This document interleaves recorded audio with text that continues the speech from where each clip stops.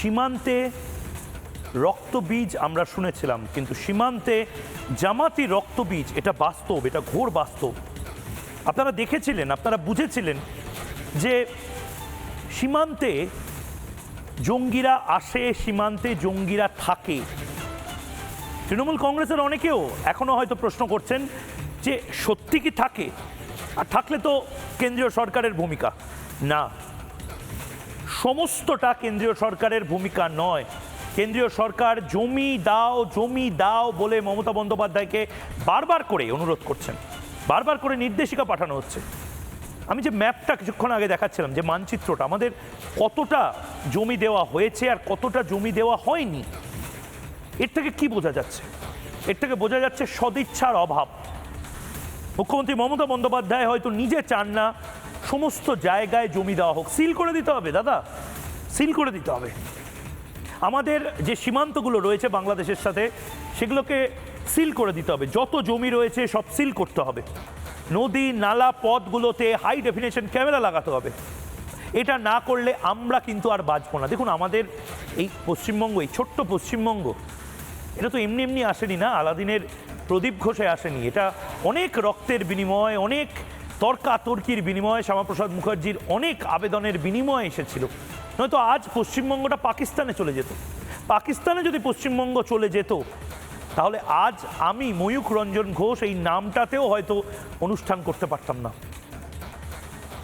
নদিয়া, গোটা বাংলার 15টি সীমান্ত এলাকা থেকে আমাদের 15 জন প্রতিনিধি এক এক করে প্রতিবেদন তুলে ধরেছেন। নদিয়ার প্রতিবেদন এবার দেখব। আপনারা প্লিজ ভাবুন, দেখুন, অফিসে প্রতিদিন কাজ করেন, আপনার দোকানে প্রতিদিন আপনি বসেন, কিন্তু এই ছবিটা 5 মিনিট হলেও দেখুন। এটা গেদে সীমান্ত। এই গেদে সীমান্ত একটি ল্যান্ড বর্ডার। এই গেদে সীমান্তর পাশাপাশি, গেদে সীমান্ত দিয়ে বহু মানুষ আসা যাওয়া করেন, কিন্তু তার পাশে বহু অঞ্চল, বহু এলাকা রয়েছে যেগুলো কাঁটা তার বিহীন। অর্থাৎ ল্যান্ড বর্ডার দিয়ে যারা বৈধভাবে আসছেন তাদের বিষয়ে ঠিক আছে, কিন্তু যারা এর বাইরে আসছেন, দেখি একবার। লেখা আছে বাংলাদেশ যাইবার পথ, বা বাংলাদেশ থেকে যারা আসবে তাদেরকেই এই গেদে সীমান্তে চেক ইন চেক আউট করা হয়। বিভিন্ন সময়ে এই জায়গাটায় ব্যস্ততা থাকলেও এখন কিন্তু এক প্রকার জনশূন্য। তার কারণ বর্তমানে বিগত বাংলাদেশের যে প্রধানমন্ত্রীর চেয়ারে যে দাঁড়িয়েছিল ইউনিস সরকার, সেই সরকারের কারণেই কিন্তু ভারত বাংলাদেশের সম্পর্ক এক প্রকার তলানিতে। নতুন করে বাংলাদেশের যে কমিটি হয়েছে 300 সদস্যের, যে বাংলাদেশ তারা যে জয়ী হয়েছে, সেখানে কিন্তু জামাতের যে অবস্থান সেটা কিন্তু উদ্বেগজনক। কারণ জামাতি যে উপস্থিতি, সেই উপস্থিতিতেই কিন্তু চিন্তার ভাঁজ পড়ছে নদিয়া বা ভারতের সীমান্তবর্তী এলাকাগুলোতে। এই সমস্ত জায়গাগুলো দিয়েই বিভিন্ন সময় এই জামাতের সংগঠনের যারা সক্রিয় সদস্য, তারা কিন্তু ঠান্ডা মাথায় ভারতে প্রবেশ করেছে এবং প্রবেশ করার পর একের পর এক জঙ্গি নাশকতামূলক কাজকর্মগুলো চালিয়েছে। নদিয়া সীমান্তবর্তী এলাকা বা বিভিন্ন সীমান্তবর্তী এলাকাগুলোতে ওপারেই ঠিক দেখা গেছে বিভিন্ন জেলাতে, রংপুর থেকে শুরু করে বিভিন্ন জেলাতে, সেখানে কিন্তু জামাতের যে উপস্থিতি এবং তাদের যে নতুন করে নির্বাচনে তাদের যে উপস্থিতি, 2002 সালে যেই রেজাল্টটা ছিল সামান্য, সেটা কিন্তু এবার বেড়ে দাঁড়িয়েছে যথেষ্ট। এই জামাতি উপস্থিতিতেই কিন্তু যথেষ্টই চিন্তার ভাঁজ দিল্লিতে। এখন শুধু দেখার যে এদেরকে আটকাতে রাজ্য কি ব্যবস্থা নেয়। নদিয়া থেকে ভিডিও জার্নালিস্ট সুব্রতর সঙ্গে পলাশকান্তি মণ্ডল, রিপাবলিক বাংলা, নদিয়া। দেখুন, অনেকগুলো জায়গা রয়েছে যেগুলো স্থল সীমান্ত, অর্থাৎ যে সীমান্ত দিয়ে বিভিন্ন মানুষ ভিসা নিয়ে আসা যাওয়া করতে পারেন। কিন্তু প্রশ্নটা ঠিক এই জায়গায় নয়। প্রশ্নটা হলো এই স্থল সীমান্তর লাগোয়া যে জায়গাগুলো রয়েছে, সেগুলোতে এখনও অনেক জায়গায় কাঁটা তার দেওয়া হয়নি এবং অবিলম্বে দিতে হবে। আমাদের সাথে দীপাঞ্জন চক্রবর্তী এই মুহূর্তে রয়েছেন। দীপাঞ্জন, আপনার থেকে আমি 30 সেকেন্ডের একটি প্রতিক্রিয়া নেব। এই স্থল সীমান্ত বা ল্যান্ড বর্ডার, ল্যান্ড পোর্টের পাশাপাশি যে জায়গাগুলো রয়েছে সেগুলোতে কেন জমি যে দেওয়া নিয়ে এত তর্কাতর্কি হবে? এটা তো বেসিক একটা জিনিস।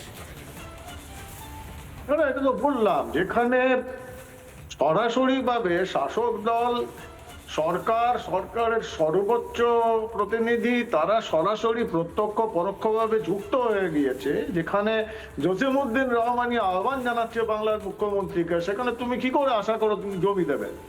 এবং এটাকে আমি বারবার বলছি, শুধু তার কাটা দিলে হবে না, তুমি ভেতরে 50 কিলোমিটার, এই 7-8টা জেলার 50 কিলোমিটার অব্দি কেন্দ্রীয় সরকারকে স্যানিটাইজ করতে হবে, যে ওখানে প্রশাসন, পুলিশ তারা যেন রাষ্ট্রের হয়ে কাজ করে, জামাতদের জন্য কাজ না করে। এবং তার জন্য 355 ধারা পুরো বর্ডার এরিয়াতে না করলে আগামী দিনে নির্বাচনের আগেও তুমি দেখবে কি ভয়াবহ কাণ্ড হতে চলেছে। আমি এখন ভবিষ্যৎবাণী করে রাখলাম, মিলিয়ে নিও। ঠিক, আমাদের আরও একাধিক প্রতিবেদন, সেই প্রতিবেদনগুলো এই মুহূর্তে আমরা দেখাবো, কিন্তু তার আগে দীপ্তাংশু চৌধুরী আপনার কাছে শেষ প্রতিক্রিয়া। মানে এই কভারেজ যেটা সকাল থেকে আমরা করছি, সেই কভারেজের পরে কি নড়ে চড়ে বসবে রাজ্য সরকার, না একই জিনিস থাকবে? মানুষকে এবার এগিয়ে আসতে হবে। দেখুন, কোনো মেইনস্ট্রিম মিডিয়া সকাল থেকে 1 ঘন্টা 1.5 ঘন্টা একটা সবচেয়ে ইম্পর্টেন্ট সাবজেক্ট ভারতের সার্বভৌমত্ব নিয়ে এত সময় দেবে আমি ইদানিংকালে দেখিনি। তাই রিপাবলিক বাংলাকে 19 এক। দ্বিতীয়ত, সুদূর রাজ্য করছে না বলে আমি 15 বছর হাত গুটিয়ে বসে আছি, এটাও ঠিক নয়, যখন আমি জানি এটা ভারতের সার্বভৌমত্বের ওপর একটা প্রশ্নচিহ্ন উঠে যাচ্ছে। যখন সমস্ত যেগুলো আমরা জানি সেটা ভারত, দিল্লিও জানে যে কোন কোন জায়গায় জামাত এসছে এবং জামাত কি করতে পারে এবং জামাতের পেছনে কারা কারা আছে, আমাদের থেকে অনেক বেশি ইনফরমেশন দিল্লির কাছে আছে। তাই যদিও এটা LARR 2013-এ রাজ্যকে নিয়ে এই জমি অধিগ্রহণ করতে হবে, কারণ ল্যান্ড ডিপার্টমেন্ট রাজ্যের ওপর, তো রাজ্য সংবিধানে ইউনিয়ন অফ স্টেটস এর পশ্চিমবাংলা আলাদা নয়, তো it is part of India, এখনো ভারতবর্ষের মধ্যে। তো দিল্লিকেও একইভাবে সেই জোর আমার মনে হয় 15 বছর দিল্লিকেও বসে থাকলে চলবে না, কারণ এটা ভারতের সার্বভৌমত্ব ব্যাপার। কে রাজ্যে আছে, কে এলো থাকলো, কন্টিনিউ করবে আমরা জানি না, কিন্তু বর্ডার তো চেঞ্জ হবে না, বর্ডার তো সেই যে র্যাডক্লিফ যে লাইন টেনে দিচ্ছে সেই বর্ডারই থাকবে। এবং আমি চাই না আমাদের সাধারণ যারা পশ্চিমবাংলার নিবাসী তারা একটা বিস্ফোরণে মারা গেল, একটা খাগড়াগড় হলো, ওখানে 100 জন মারা গেল। আমরা চাই না যেভাবে কাটোয়ায় কালকে একটা ট্রেন দাঁড়িয়ে ছিল, আগুন জ্বললো, সেটা যদি চলন্ত ট্রেনে মানুষ যখন থাকতো আগুন জ্বলে যেত, শয়ে লোক মারা যেত এবং তারপর অনেক কমিশন ইনভেস্টিগেশন হতো, তার সামনে কোনোদিন আমরা কিছু পেতাম না। তাই এটা ভারতের ব্যাপার, এটা শুধু পশ্চিমবাংলার ব্যাপার না, এটা কেন্দ্রকেও স্ট্রংলি অ্যাকশন নিতে হবে যে 15 বছর কোনো আমাদের ল্যান্ড পাচ্ছি না, তো যে যা আসতে পারে, যখন খুশি জঙ্গি ঢুকে পড়তে পারে, আমরা হাত বসে থাকবো এবং রাজ্যের দিকে আঙুল দেখাবো, রাজ্য কেন্দ্রের দিকে আঙুল দেখাবে। তো আলটিমেটলি ভারতের 140 কোটি মানুষের বিপদ আমরা এই 400 কিলোমিটার 540 কিলোমিটার যেখানে কাঁটা তার নেই, সেই জন্য আমরা নিয়ে আসতে পারি না। এবং শেষ কথা আমি বলে শেষ করলাম আজকের দিনে, যে শুধু কাঁটা তার is not the end thing of, তার কাঁটা তার ছিল, অন্য জায়গায় কাঁটা তার আছে, সেখান থেকেও ইলিগাল ইমিগ্রেশন হয়, ইনফিল্ট্রেশন হয় এবং জঙ্গিরা ঢোকে। লাইন অফ কন্ট্রোল জম্মু কাশ্মীরে ঢুকছে, ইন্টারন্যাশনাল বর্ডার পাঞ্জাব জম্মু থেকেও ঢোকে। তাই চৌধুরী আপনি বলছেন, আমি দেখছিলাম দীপাঞ্জন দাও বলছিলেন, এবং শুভ্রাংশু ময়ূক একটা বিষয় দেখো, আমি দেখতে পাচ্ছি আমার ঘরের ঠিক বাইরে দোরগোড়ায় কার্যত জামাতিরা নিঃশ্বাস ফেলছে, আর মমতা বন্দ্যোপাধ্যায় তিনি তো কিছু দেখতেই পাচ্ছেন না, তিনি বলছেন আর কত জমি দেব, কোথায় কি? তিনি তো 21শে জুলাইয়ের মঞ্চে সবাইকে বলছেন যে দরজা খুলে দেবেন। আমি জানি না, জামাত তো জঙ্গি, জামাত তো আমার ঘরের জামাই নয় যে যাকে আমি দরজা খুলে বলবো স্বাগত আমার ঘরে আসুন। শুধু সেক্ষেত্রেই বলতে পারি যদি আমার কোনো নির্দিষ্ট স্বার্থ থাকে, এবং এই জায়গা থেকে আমাদের সঙ্গে প্রত্যেকে থাকুন। এবং এই মুহূর্তে আমরা যে বড় খবরটা দেবো আপনাকে, যেখানে আমরা দেখতে পাচ্ছি যে যে জায়গাগুলো বাংলাদেশের সঙ্গে সীমান্তবর্তী জায়গা পশ্চিমবঙ্গের, সেই বাংলাদেশের সেই সীমান্তগুলোতে জামাত খুব ভালোভাবে জিতেছে এই ভোটে, এবং পশ্চিমবঙ্গ লাগোয়া বেশিরভাগ জেলাগুলোতে যেখানে আধিপত্য স্থাপন করেছে জামাত। দক্ষিণ দিনাজপুর জেলার পার্শ্ববর্তী লাগোয়া এলাকা জেলাগুলোর মধ্যে জয়পুরহাটের দিকে আসন জিতেছে। ভারত বাংলাদেশ সীমান্ত ডাঙ্গি বর্ডার পেরোলেই জয়পুরহাট সেই এলাকায় জামাত আসন জিতেছে, সাফল্য পেয়েছে, অর্থাৎ তারা মাথাচাড়া দিচ্ছে। বারংবার অনুপ্রবেশের ঘটনা ঘটেছে পশ্চিমবঙ্গের এই সীমান্ত দিয়ে। দক্ষিণ দিনাজপুর জেলার বিভিন্ন সীমান্ত দিয়ে এর আগেও অনুপ্রবেশের ঘটনা ঘটেছে। আর এবার তো আরো ভালো, কারণ এবার তারা বেশ ভালোভাবে বেশ কিছু সীমান্তবর্তী এলাকায় বিধানসভা, তারা বেশ কিছু জেলায় জিতেছে আসন জামাতিরা। আমি একবার আসবো শুভ্রাংশুর কাছে, আসবো। শুভ্রাংশু, আমরা যে কথাগুলো বলছিলাম, দক্ষিণ দিনাজপুরের যে অঞ্চলগুলো বলছিলাম সীমান্ত লাগোয়া এলাকা, সেখানে জামাতিদের উত্থান, এটা তো আমাদের জন্য সিঁদুরে মেঘ। দেখো, এই যে দক্ষিণ দিনাজপুরের এই যে ছবিগুলো আছে, এই দক্ষিণ দিনাজপুরে আমরা তো ছবি দেখলাম, দক্ষিণ দিনাজপুরের ছবি দেখলাম। দক্ষিণ দিনাজপুর এমন একটা জায়গা, নাটক হতো, শান্তির জায়গা ছিল, কিন্তু সেই দক্ষিণ দিনাজপুরে আমাদের সীমান্তও ছিল, কিন্তু তার পার্শ্ববর্তী জায়গাটা যখন জামাতের ওখানে চলে গেল, সেখানে আমরা যখন দেখছিলাম, ওখানে যখন ইউনিট সরকার এলো, সেই সময় জামাতিদের কি রংবাজি।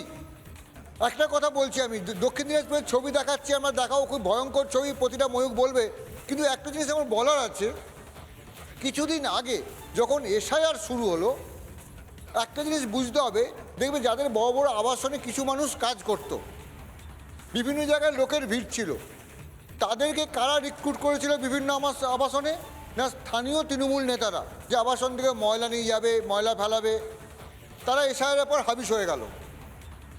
অর্থাৎ তৃণমূল নেতারা, আমি দমদমের কথা বলতে পারি, আমি গড়িয়ার কথা বলতে পারি, বিভিন্ন জায়গা থেকে বাংলাদেশের যে চেন সিস্টেমের লোক এসেছিল, তারা এখন আর নেই।